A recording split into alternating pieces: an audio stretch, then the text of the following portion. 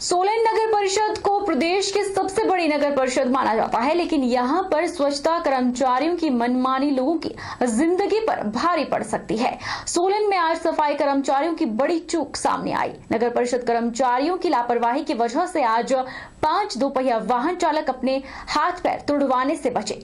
देखिए ये रिपोर्ट। सफाई कर्मचारी माल रोड पर एक गाड़ी से दूसरी गाड़ी में कूड़ा लोड करने लग गए, जिससे कुछ तरल पदार्थ सड़क पर गिर गया, जिसके चलते दोपहिया वाहन चालक दुर्घटनाओं के शिकार हुए। लेकिन नगर परिषद कर्मचारियों की दादागिरी जारी है। इस हादसे में 2 महिलाएं भी गंभीर रूप से घायल हुई। ये दोपहिया वाहन सड़क में पलटा है। इसका कारण नगर परिषद सोलन की लचर कार्यप्रणाली है। कहने को तो गीला कूड़ा अलग, सूखा कूड़ा अलग रखा जाता है, लेकिन यहाँ लगता है कि सब एक कर दिया जाता है। यही कारण है कि कूड़ा ले जाने वाले ट्रक से होटल का कुछ तरल पदार्थ गिर गया, जिसके चलते करीब 5 दोपहिया वाहन सड़क में स्किड हो गए। फिर भी ट्रक चालक अपनी मस्ती में चूर लोगों के सड़क में गिरता देख ठहाके लगा रहा था। उसे होश नहीं था कि जिस स्थान पर वह कूड़ा बदले रहे हैं वह भीड़भाड़ वाला क्षेत्र है। करीब 5 दोपहिया वाहन चालकों को हादसे का शिकार होना पड़ा। जैसा कि आप लोगों ने देखा, ये बिल्कुल टर्निंग पॉइंट है और टर्निंग पॉइंट में उन्होंने कूड़े की गाड़ी को लगाया और उसमें कुछ लिक्विड गिरने की वजह से 3-4 स्कूटी वाले, एक तो लेडीज़ भी गिरी हैं। उनको हमने मना भी किया कि गाड़ी यहाँ से लेके जाओ, लेकिन ये गाड़ी को यहाँ पे शिफ्ट करने लगे और उसकी वजह से 3-4 लोग गिर चुके हैं। ये आपके सामने ही है, ये कोई पॉइंट नहीं है और अगर है भी है तो ये सुबह करना चाहिए। ये आप दिन का टाइम देखते हैं, क्या टाइम हो गया और इस टाइम पे काम कर रहे हैं। अभी दिन में आ रहे हैं, गाड़ी को रॉन्ग साइड में लगा रहे हैं, पहले ही डिस्टर्ब कर रहे हैं ट्रैफिक को। उसके बाद उनको लिक्विड गिर रहा है, फिर ये गाड़ी ट्रांसफर कर रहे हैं दूसरी गाड़ी में, तो उसकी वजह से कितना टाइम लग रहा है और कितने लोग गिर चुके हैं यहाँ पे। तो ऑब्वियसली कमेटी की है, अगर वो कहते हैं कमेटी ने पॉइंट दिया है तो ये कोई तरीका नहीं है। बिल्कुल रॉन्ग साइड में गाड़ी को लगा रहे हैं, फिर ये खड़ जाते हैं, देखते नहीं है क्या हो रहा है क्या नहीं हो रहा है, आराम करते रहते हैं, गाड़ी को हटाते नहीं है यहाँ से और उसकी वजह से कितने लोग डिस्टर्ब हो रहे हैं यहाँ पर। ये तो हमने वो जो मैंने पहले मना किया था वहाँ कुमार बेकर में, भाई ये लिक्विड मत डालो यहाँ चाशनी वगैरह इसमें, तो उन्होंने जो बोला जी, कहते ये हमारे को कमेटी ने कहते हम रोज निकलता है गंद, ये तो डालना है कहते हम। लिक्विड को तो रोक ही नहीं सकते ना जी हम इसमें।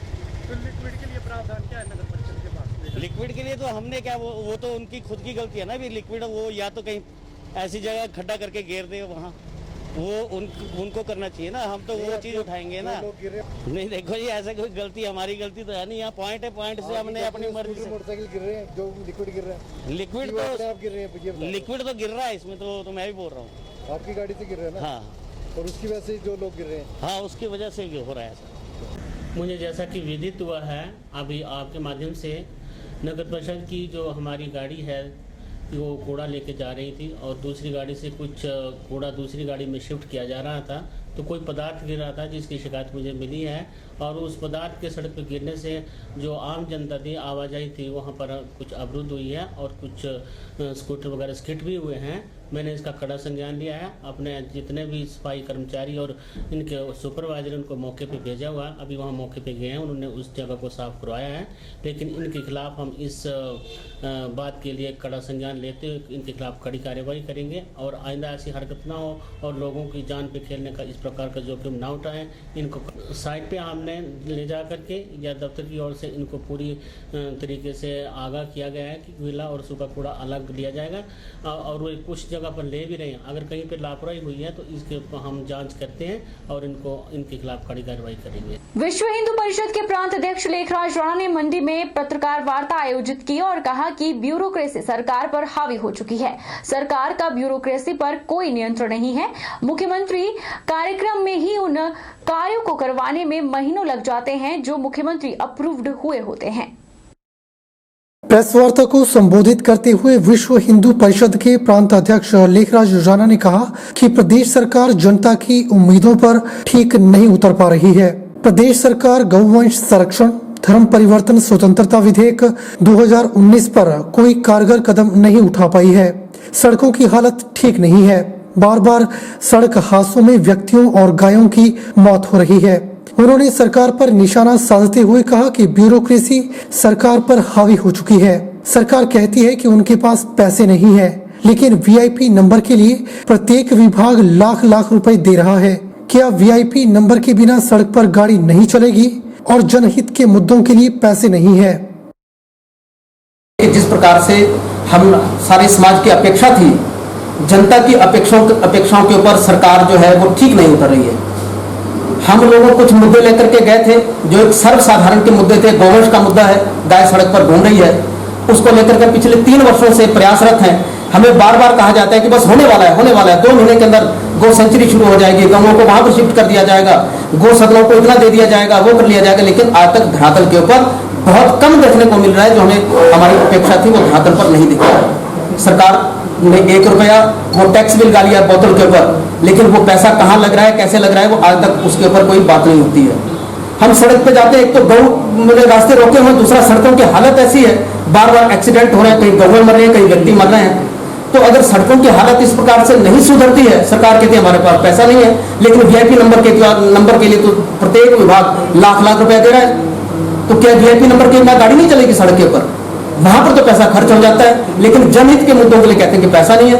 कोविड-19 से आपने लड़ना है, आप पब्लिक से पैसा मांग रहे हो मुख्यमंत्री राहत कोष के अंदर, और लोग खुले दिल से दे भी रहे हैं, लेकिन उस पैसे का इतना दुरुपयोग हो रहा है। तो सरकार के इन कामों के प्रति समाज के अंदर, पूरे प्रदेशवासियों के अंदर एक बड़ा रोष है। मैं उन प्रदेशवासियों के रोष को सरकार तक पहुंचाना चाहता हूं। और माननीय मुख्यमंत्री जी बहुत शरीफ आदमी है, रात दिन काम करते हैं, रात दिन मेहनत करते हैं, लेकिन उनके साथ जो ब्यूरोक्रेसी है, जो अधिकारी हैं, वो उनकी बात सुनते नहीं है, उनकी बात को आगे अमलीजामा नहीं पहनाते। भारतीय मजदूर संघ द्वारा जसूर में राष्ट्रीय विश्वकर्मा दिवस बड़ी ही धूमधाम के साथ मनाया गया। कार्यक्रम की अध्यक्षता भारतीय मजदूर संघ के प्रदेश उपाध्यक्ष मदन राणा ने की। मदन राणा ने केंद्र सरकार से मांग करते हुए कहा कि 17 सितंबर को राष्ट्रीय अवकाश घोषित करे।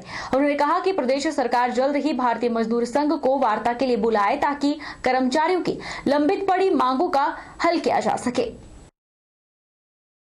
आज 17 सितंबर को विश्वकर्मा जयंती है, जो जसूर में वर्कशॉप में मनाई है। हम आज देश की सरकार से ये मांग करते हैं कि 17 सितंबर को सरकार राष्ट्रीय विकास घोषित करे। और आज जहां हमने विश्वकर्मा जयंती जहां मनाई है, वहां कर्मचारियों के मुद्दों को लेकर भी विस्तारपूर्वक जहाँ पर चर्चा की गई है। हम प्रदेश की सरकार से ये मांग करते हैं कि परिवहन के अंदर जो कर्मचारी हैं उनको समय पर सरकार वेतन देने की व्यवस्था करे। पिछले महीने भी उनको 28 तारीख को उनको वेतन का भुगतान किया गया था, आज अभी तक इनको वेतन नहीं मिला है। तो हम प्रदेश की सरकार से मांग करते हैं कि उनके वेतन का भुगतान तुरंत किया जाए और हर महीने की पहली तारीख को वेतन देने की सरकार व्यवस्था करे। रामपुर भाजपा आम ग्रामीण गरीब लोगों की समस्याओं को सुनने और उनके निदान के लिए सजग हो गया है, जिसके लिए जनसंपर्क अभियान आरंभ किया गया है। पार्टी के लोग ग्राम केंद्र तक जाकर बैठकों का दौर चला रहे हैं। ग्रामीण दूर दराज में बैठे लोगों को कौन सी समस्या है, सरकार की योजनाओं का लाभ मिल रहा है, इस पर भी ध्यान केंद्रित किया जा रहा है। इसके साथ साथ लोगों को आने वाले पंचायती चुनाव को देखते हुए आज से ही संगठन को मजबूत करने के लिए कहा जा रहा है। बैठकें भारतीय जनता पार्टी की जो रामपुर मंडल है, इसकी बैठ के हम लगातार जो हमारे ग्राम केंद्र की संरचना है उसके हिसाब से हर ग्राम केंद्र में जाकर वहाँ के जो हमारे कार्यकर्ता हैं और वहाँ के जो हमारे रामपुर की जनता है, उस ग्राम केंद्र की जनता है, उन सबको साथ बिठाकर हमारी एक मकसद है कि जो लोग अपनी समस्याओं को लेकर कहीं दूर मुख्यमंत्री जी या कहीं मंत्री जी तक नहीं जा पाते हैं, उनकी समस्याओं को मौके पर ही अगर उनका निपटारा हो जाए। यहाँ सैकड़ों लोग उपस्थित थे और बड़ा सफल कार्यक्रम रहा।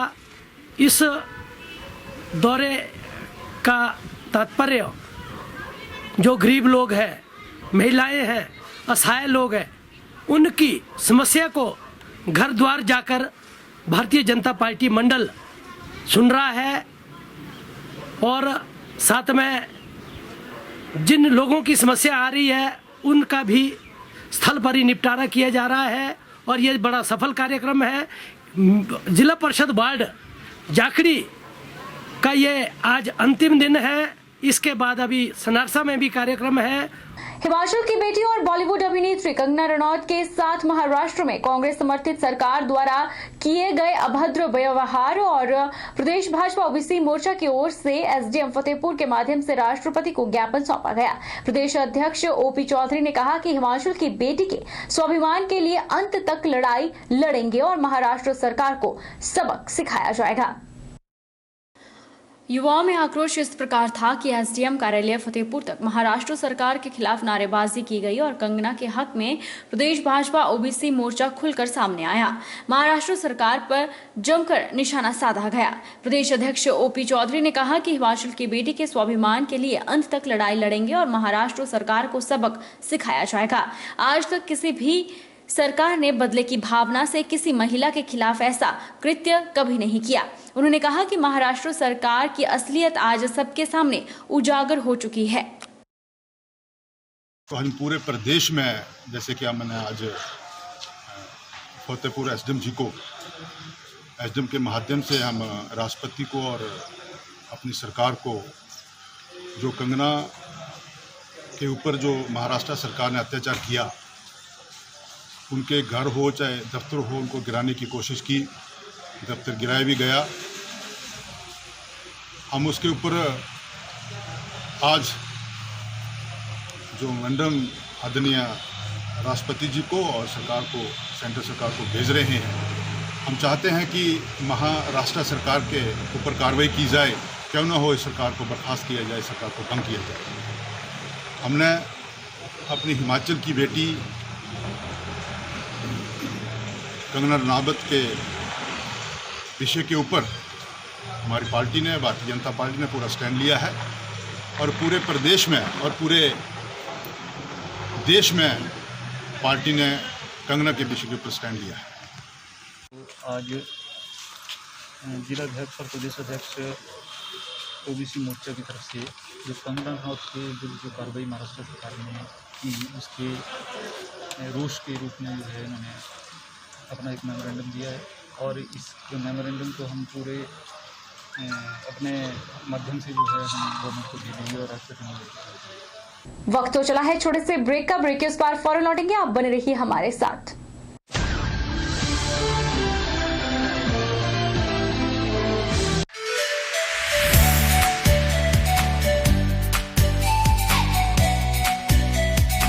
Abhilashi Group of Institution, where you can get admission in 2020 and 21 for BTech in Civil, Mechanical, Electrical and Computer Science Engineering, Diploma in Civil, Mechanical and Electrical Engineering, B Pharmacy, B.Ed, D.Led, MSc, Physics, Chemistry, Botany, A&M, GNM, BSc Nursing and Post Basic BSc Nursing courses. For detailed inquiry, please contact Abhilashi Group of Institutions near Chowk, Tehsil Bald, District Mandi, Himachal Pradesh.